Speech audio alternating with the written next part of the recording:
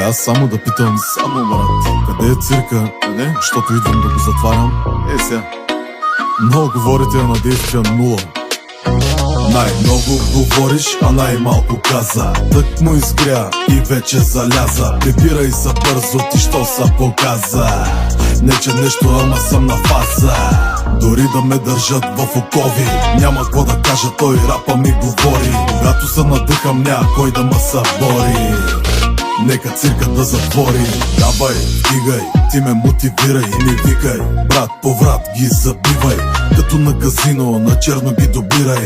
Аз ще им затварям, а ти ги набирай. Колега, я не дей ма нервирай, като ме видиш на улицата и рязко забивай. Днеска съм ти шефа, по-добре почивай, щото в главата чувам само убивай. Най-много говориш, а най-малко каза. Тък му изгря и вече заляза. Прибирай се бързо, ти що са показа. Не че нещо, ама съм на фаза. Дори да ме държат в окови, няма какво да кажа, той рапа ми говори. Когато се надъхам, няма кой да ме събори.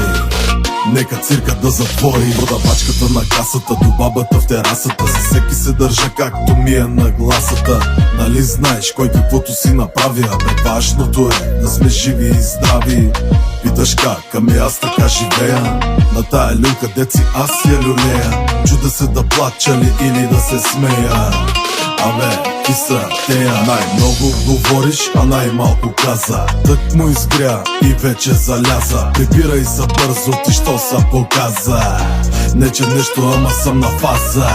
Дори да ме държат в окови, няма какво да кажа, той рапа ми говори. Когато се надъхам, няма кой да ме събори.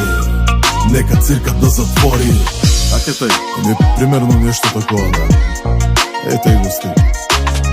2 минути е добре. Добре. Колко си стига? Стига.